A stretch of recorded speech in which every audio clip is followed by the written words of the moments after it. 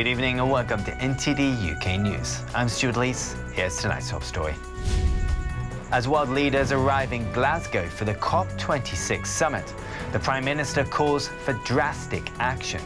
It's 1 minute to midnight on that doomsday clock, and we need to act now. Also tonight, thousands of people marched through London on Saturday, protesting against vaccine passports and the government's COVID Plan B. And the CEO of Barclays quits after a probe by financial regulators into his ties to sex offender Jeffrey Epstein.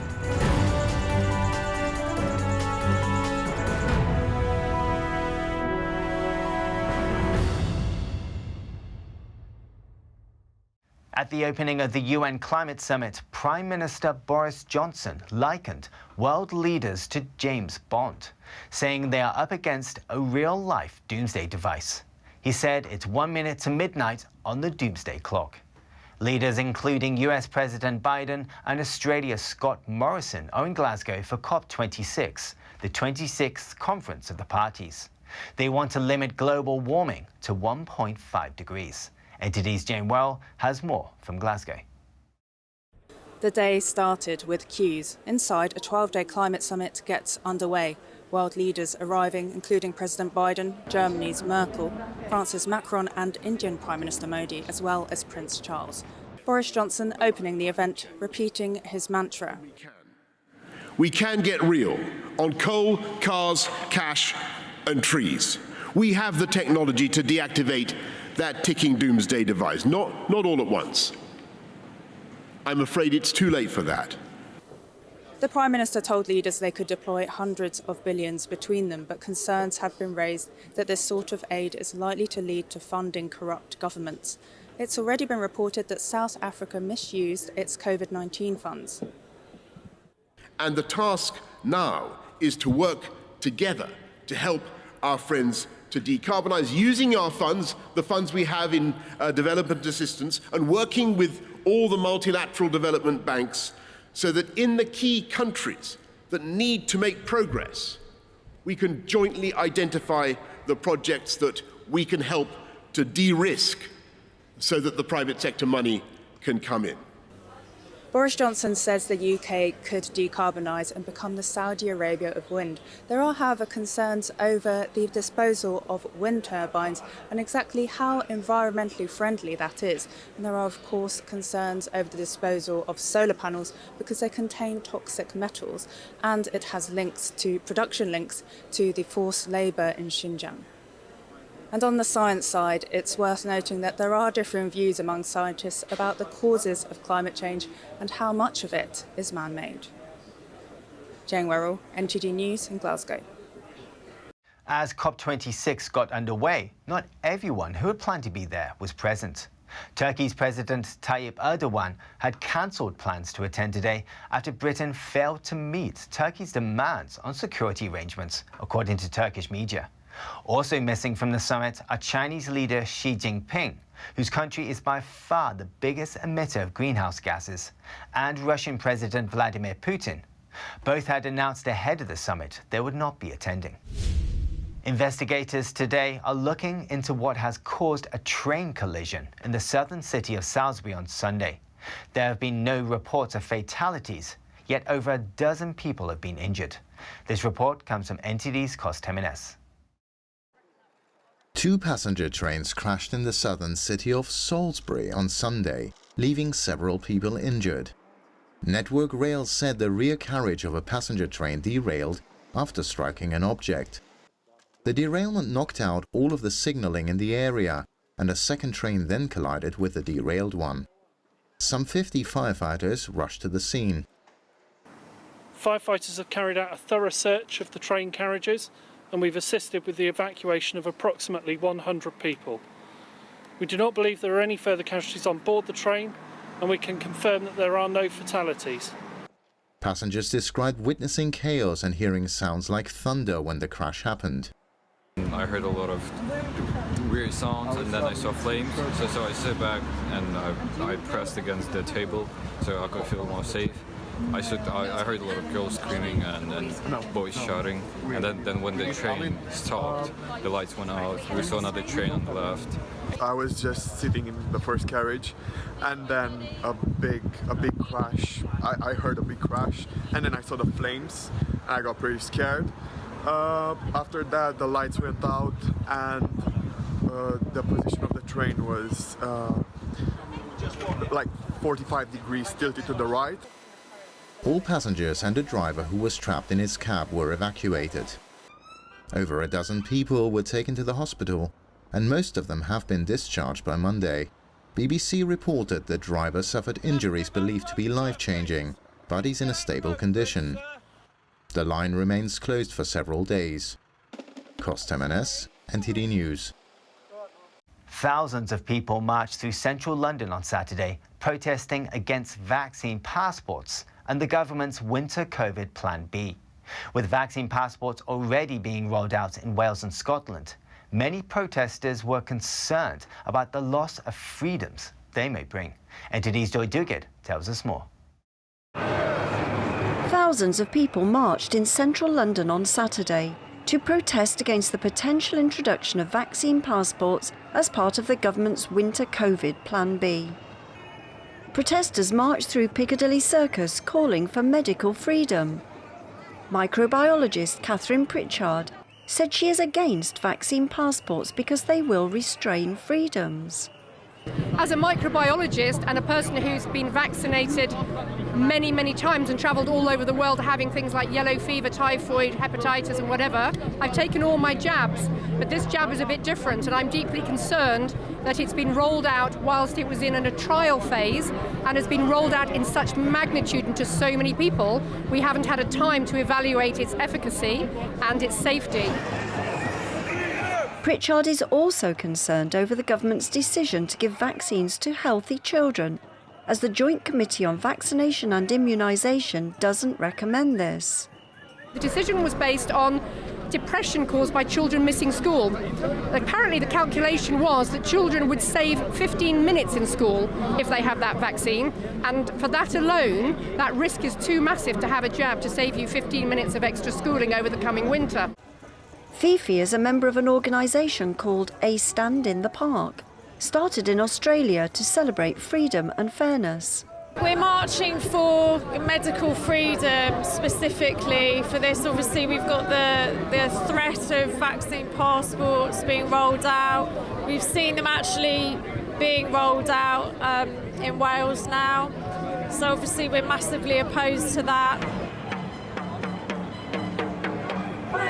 Wayne Peacher is from Norwich.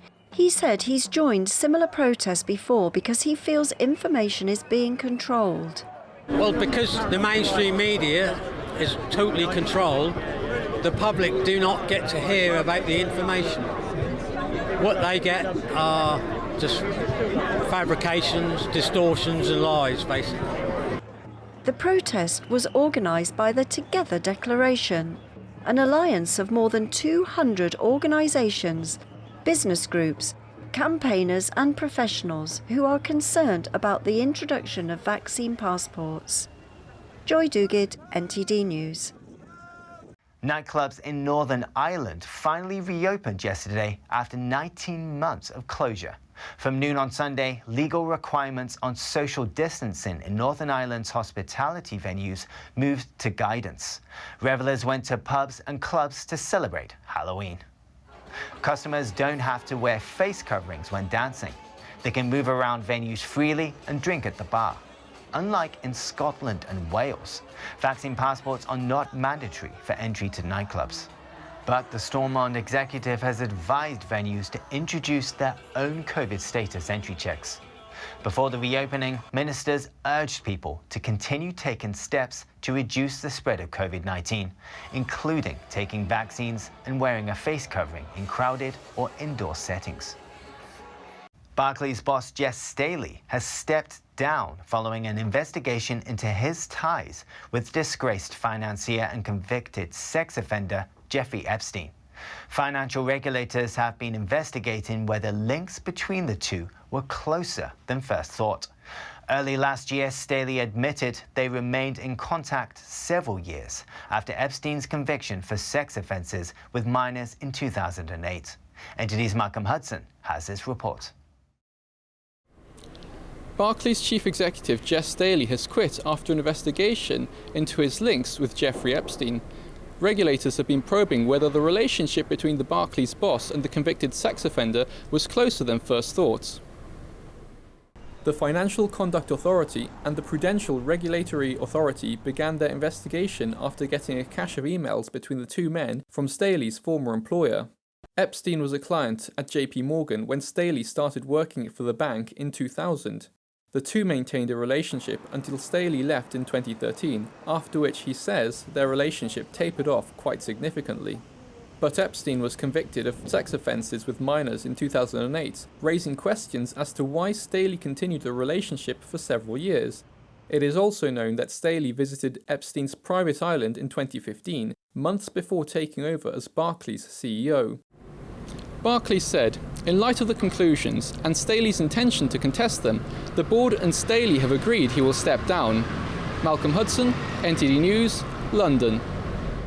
A startup winery with limited funds for a big workforce come harvest time is turning to volunteers for help with the grapes.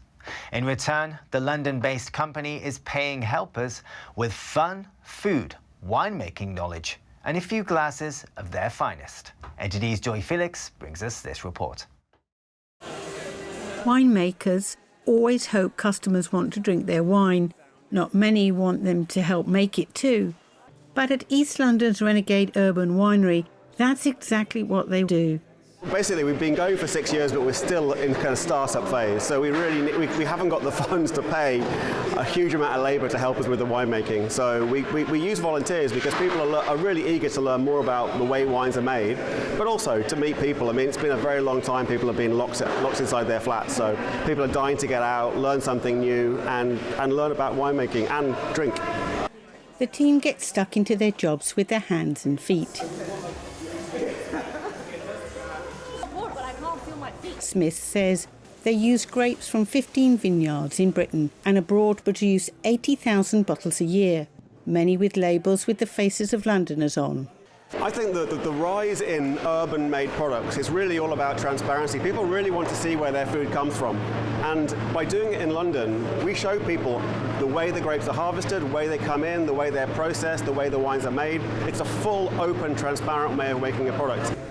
For the volunteers, the attraction of the project comes in meeting people and learning something new, as well as the wine itself. So my friend suggested me to come here, and it's actually really fun. You know, you can see my hands, it's red, but I feel like I can lick it as a wine. But it's great, you know, to see how, you know, they are making the wine and then be part of this team. That actually is great. This enthusiastic helper is happy with the payment arrangement. Yeah, well, if I get paid, I'm going to spend my money on wine and food anyway, so it just eliminates the middleman. The founder of the Renegade is happy to be producing wine in London. So there's no reason why in London you can't make brilliant wines as long as you buy brilliant fruit. And if you think about craft beer has been made in cities for years, but no one thinks where the hops and the malt come from. You know, the brewers and the winemakers are experts in making a product, not growing the raw ingredients. Smith says the focus has always been on the vineyard and not what happens in the winery. But he hopes to bring people into the story of how wines are really made. Joy Felix, NTD News. Still to come, leaders of the world's biggest economies met in Rome over the weekend.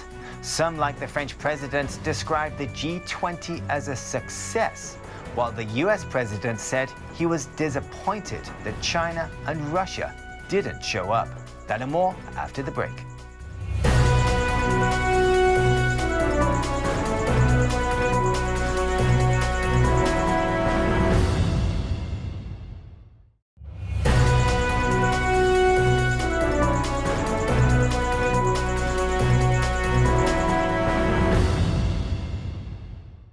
The G20 summit in Rome has ended with few concrete commitments from members.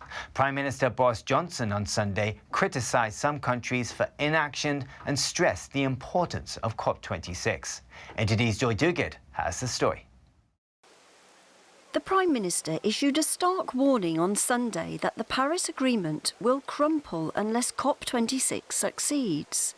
At the end of Rome's G20 summit, Boris Johnson said the promises in the landmark climate accord are starting to sound frankly hollow 6 years later.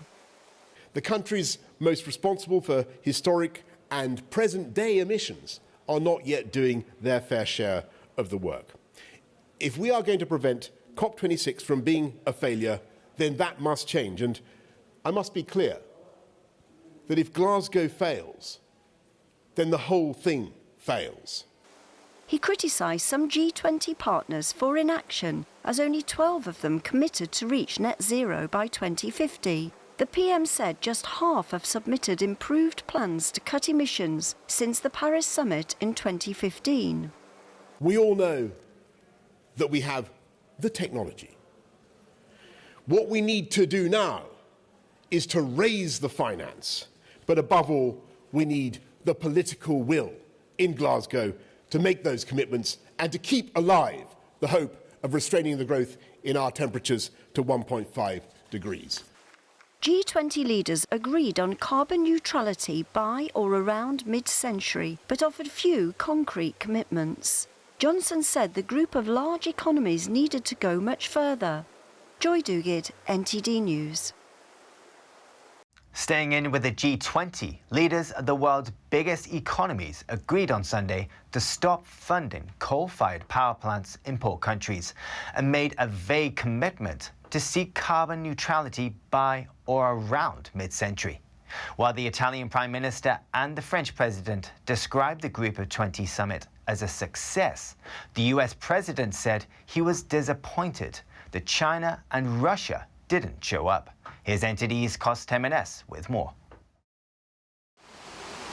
Leaders of the Group of 20 haggled for 2 days in Rome over steps to tackle climate change and other issues.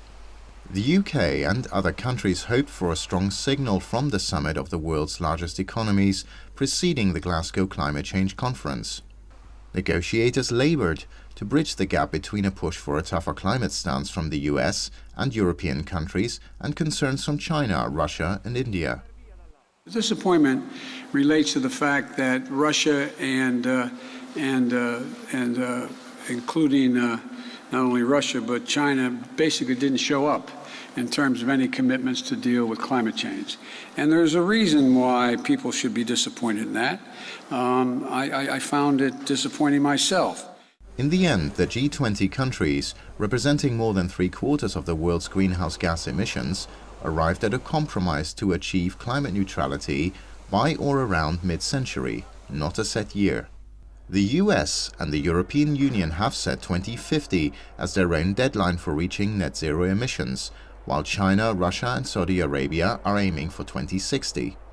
The leaders of those three countries didn't come to Rome for the summit and are not scheduled to go to Glasgow but have sent delegations. I think you're going to see we've made significant progress and more has to be done, but it's going to require us to continue to focus on what China's not doing, what Russia's not doing and what Saudi Arabia is not doing.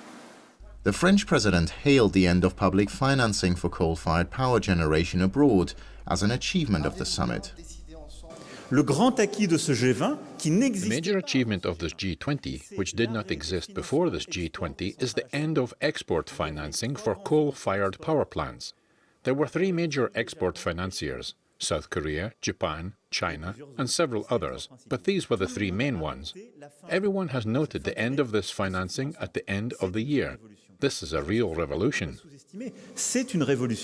But the G20 set no target for phasing out coal domestically, a decision that was a clear nod to top carbon emitters China and India.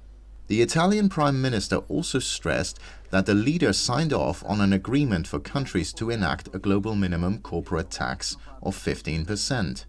The international taxation system was reformed to guarantee that all companies pay the right amount of taxations. This result had been chased for decades, but we had never succeeded. Most G20 leaders have travelled on to Glasgow for COP26. Costa Menes, NTD News. Now to Russia, where a museum inside a former prison tells the stories of people who are persecuted within its own walls. The prison is known for its role in carrying out the Great Terror under Soviet dictator Joseph Stalin. NTD's Neil Woodrow brings us more. This basement in the Siberian city of Tomsk used to be the prison of the People's Commissariat for Internal Affairs, or NKVD, the much feared secret police in Soviet Russia of the 1930s and 40s. The Tomsk Memorial Museum has recreated the terrifying atmosphere of an investigative prison.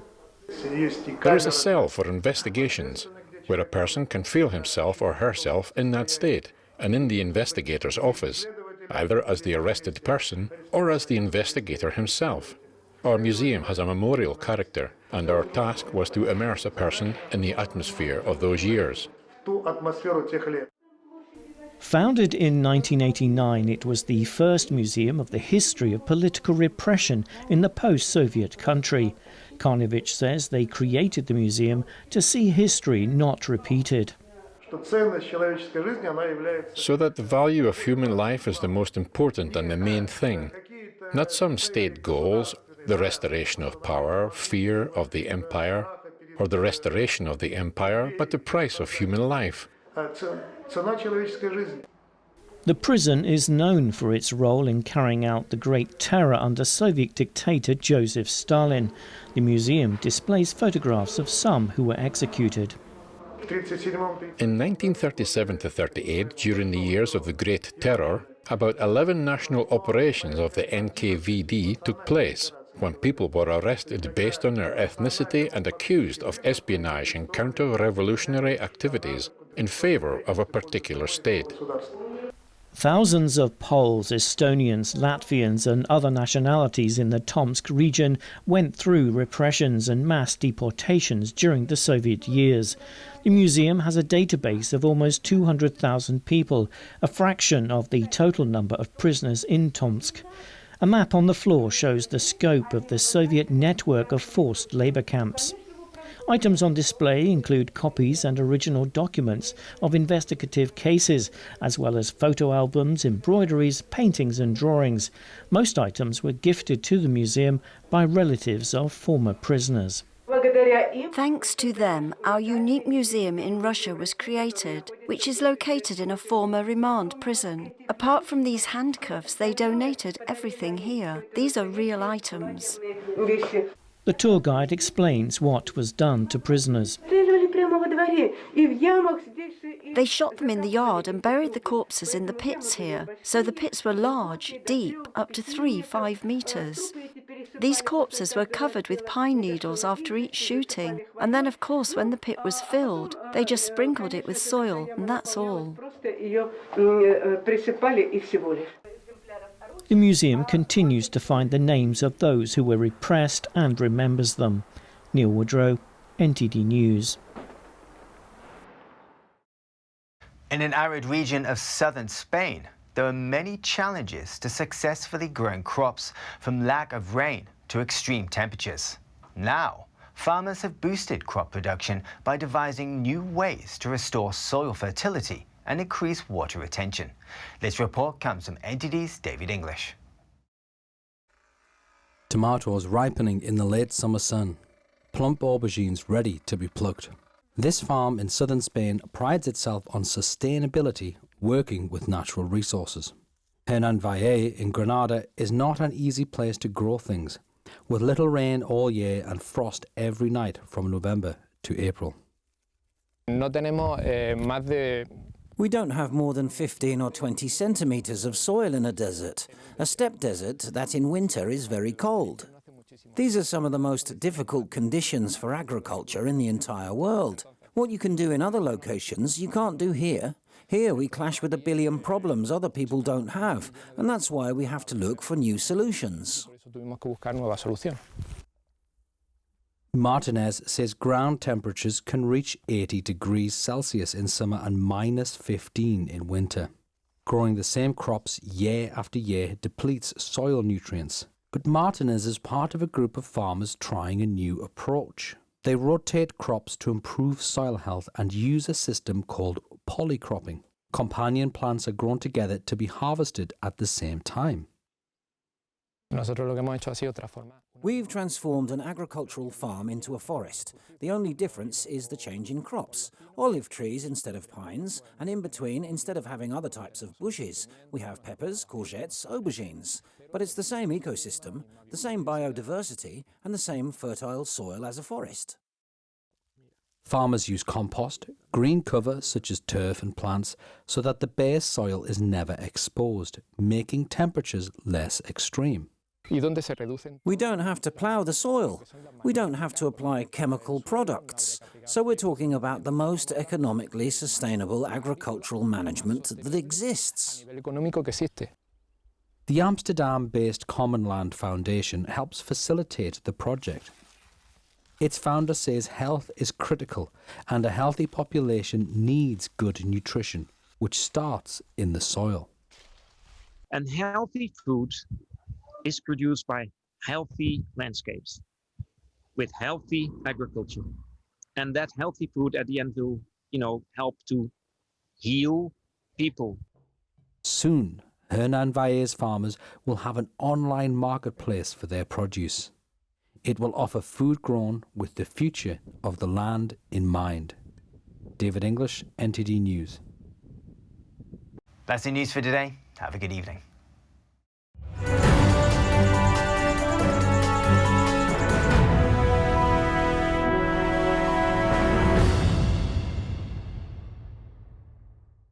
Thank you for watching our daily news show on YouTube. You can also watch our other programming on channel 190 on Sky TV or on Freeview via channel box on channel 271. In the meantime though, please give this video a like and hit subscribe to our channel. Have a good day.